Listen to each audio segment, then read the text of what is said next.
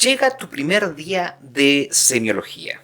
Te enfrentas a tu primer paciente y te das cuenta que no tienes la más mínima idea cómo conversar con él. Aquí te vamos a dejar las primeras claves como para que puedas entablar una conversación directa, cercana y sobre todo provechosa para obtener tu mejor historia clínica. Acompáñanos. Hola a todos, yo de nuevo, mi nombre es Alexis Vidal, soy médico internista y bienvenido nuevamente a nuestro canal de Dr. Semio para poder ayudarlos con sus historias clínicas y su curso de semiología. Hoy día vamos a conversar un punto súper importante, la entrevista clínica con el paciente. Tenemos clara, propiamente tal, cuáles son las partes de la historia clínica, con sus datos principales, su motivo de consulta, su anamnesis próxima y con todo lo que le continúa. Sin embargo, si no logramos propiamente tal establecer cómo conectar con el paciente, todo lo que ya sabemos teóricamente no va a tener ningún tipo de fruto. Por eso, ahora vamos a comentar los 10 mejores pasos para poder entablar una conversación directa con el paciente. Vamos a ir conversando uno por uno, para así puedas lograr tener la mejor historia clínica. Síguenos. Cuando yo hablo de las mejores situaciones, los mejores pasos para poder comunicarte mejor con tu paciente, yo no estoy hablando de técnicas mágicas, no estoy hablando de vudú, no estoy hablando de ninguna otra técnica secreta que me permita conectar con el paciente. Hay pasos básicos, criteriosos, que nos permita comunicar y entablar una conversación cercana con el paciente. Hay que entender que un paciente es alguien, una persona con sentimiento, con emociones y que lamentablemente está pasando por un proceso de enfermedad. No importa si es de carácter físico, si es de carácter mental, independiente de la situación, no es alguien que lo está pasando bien. Por lo cual, nuestro primer concepto es ser cordiales. Ya la enfermedad, recuerden, ya la enfermedad lo está tratando suficientemente mal como para que ustedes vengan y también hagan lo mismo. Hay que ponerse en el lugar del otro. Y ahí llegamos a nuestro segundo punto, la empatía. Lograr en fondo entender el dolor del paciente.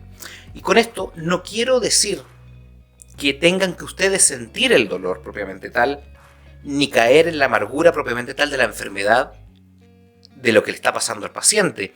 Sin embargo, lograr comprender lo grave de la situación le va a permitir, en el fondo, no subestimar situaciones por las que está viviendo el paciente. Ese es un punto súper importante. El momento de hacer las preguntas propiamente tal, tienen que entender que las preguntas son de carácter abierto. Cuando me refiero a eso, hablo de las situaciones propiamente tal y cómo la pregunten. Distinto es preguntar de una forma abierta a respuestas de sí y no. ¿Por qué? Porque si ustedes hacen una simple pregunta donde las respuestas van a ser de sí y no, la conversación termina ahí. ¿Qué color le gusta? Es distinto a preguntar, ¿le gusta el color azul? El paciente te va a decir sí, te va a decir no y simplemente quedó ahí la conversación, por dar un ejemplo burdo. En cambio, preguntas abiertas te va a permitir y dar el espacio al paciente a expresarse. Independiente que después ustedes tengan que hacer un filtro de la información que te entregue el paciente. Porque tienen que entender una cosa. El paciente tiene las mejores intenciones al momento de entregarte la información, pero él no tiene los elementos básicos y conocimientos que me permitan decir qué es lo más valioso al momento de obtener una historia clínica. Y esto claramente no tiene por qué saberlo, porque nosotros somos los profesionales que estamos a cargo de eso. Sin embargo, tienen que hacer ese filtro que posteriormente va a terminar en una buena historia clínica. Ahora, generalmente, cuando todavía no me he enfrentado a un paciente y lo veo por primera vez, lo primero que hago es crear las bases del edificio para ir ganando confianza con el paciente, para ver que le importamos. De tal manera en que cuando yo hablo de las bases del edificio son los cimientos de una anamnesis remota. ¿Por qué? Porque así me va a permitir saber si el paciente tiene qué antecedentes médicos, quirúrgicos, alergias, qué medicamentos ocupa, sociales, hábitos, etc. De tal manera que así voy a poder ya tener algún tipo de comunicación con el paciente y posteriormente le empiezo a preguntar, ok, ¿qué lo llevó a consultar? ¿Qué lo trae por aquí? De tal manera que sea una pregunta abierta y te permita generalmente obtener rápidamente lo que es el síntoma o signo cardinal. Ahora, tengan cuidado. Y mucho cuidado y respeto con lo que voy a decir. Por favor, no inculquen sus propias creencias sobre las del paciente. Si ustedes son o no religiosos, si ustedes son o no de un partido político, si ustedes tienen algún tipo de creencia en particular diferente a las del paciente, tienen que quedar fuera del momento de la entrevista. Porque si ustedes colocan su lateralidad, su opinión respecto al tema, claramente pueden cerrar puertas que posteriormente no van a poder abrir. Entonces, es importante que las creencias no queden impregnadas en el paciente. Sean seres objetivos. Lo que a ustedes les interesa no solamente es escuchar al paciente, sino lograr obtener su historia clínica, de tal manera en que si no lo logran hacer de esa manera, el paciente simplemente va a guardar silencio y no les va a comentar las situaciones que le está pasando. Ahora, no repitan las preguntas. Porque si ya le preguntaron una vez, ¿qué edad tiene? A los 10 minutos, ¿qué edad tiene? A los 10 minutos más después, ¿qué edad tiene? Claramente, en el fondo, esa situación genera desconfianza, porque claramente el paciente siente que no lo estás escuchando. Tiene que pensar que esto es como cualquier conversación con otra persona. Si le vuelven a preguntar a cada rato lo mismo, significa que simplemente no le importas. Tengan cuidado con esos detalles que pueden hacer la diferencia con una buena conexión médico-paciente. Ahora, justamente con este punto, yo intento inculcar a mis alumnos que no ocupen libretas ni hojas frente a los pacientes. ¿Por qué? Porque claro, efectivamente, todo lo que te va a contar, propiamente tal, la persona que está enferma, es importante, pero no por ello voy a tener que estar anotando todo el rato con un papel, una hoja o frente a un computador.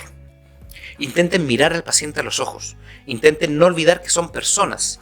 Intenten no anotar como si esto fuese un checklist que tengo que simplemente llenar. ¿Tiene disnea? No tiene disnea. ¿Tiene fiebre? No tiene fiebre. ¿Tiene diarrea? No tiene diarrea. Esto es más que eso. Hay que escuchar al paciente en su totalidad. Nosotros tratamos pacientes, no enfermedades. Y no se olviden de ese punto importante. Y una cosa súper importante es que hay que escuchar propiamente tal, porque eso ya es sanador. Muchas veces estos pacientes quieren ser simplemente escuchados. Y ya nuestro tratamiento no es simplemente dar pastillas, sino que también poder saber escuchar a los pacientes. Ahora, tienen que entender también que, y a pesar de todo lo que les estoy comentando, y que por favor no se malinterpreten mis palabras, el tiempo es oro. Lamentablemente siempre estamos contra el tiempo, donde tenemos más pacientes, tenemos otra situación que cubrir, tenemos un turno, tenemos alguna situación grave que resolver, tenemos una extensa lista de pacientes durante la mañana, durante la tarde, etc. Sin embargo, ese apuro, ese apremio, no puede percibirlo el paciente, porque si no, claramente también va a percibir que simplemente no le importa lo que le está pasando.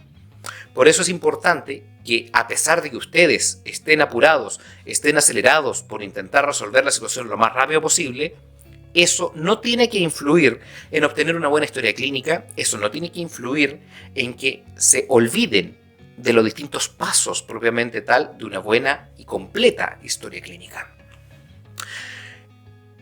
Esos son los puntos más importantes a tener en cuenta a la hora de entablar una comunicación con el paciente. Pero no se olviden que las palabras siempre van acompañados de la kinésica, del movimiento propiamente tal frente al paciente, siempre va acompañado de la proxémica, la distancia con el paciente, y hay situaciones que pueden mejorar esta relación. Técnicas de espejo, la movilidad frente al cuello, frente al paciente, que vamos a ir explicando paso a paso. Si quieren, puedo ir hablándole en el fondo y dejen sus comentarios sobre si quieren que le haga un video de un poco de programación neurolingüística que le va a permitir entablar una mejor comunicación también con su paciente. Esto ha sido todo por hoy. No quiero aburrirlos más. Nos vemos en un próximo video. Ante cualquier duda, escriban en los comentarios y no te olvides de seguir nuestro canal, Dr. Semio. Hasta luego, que estés muy bien.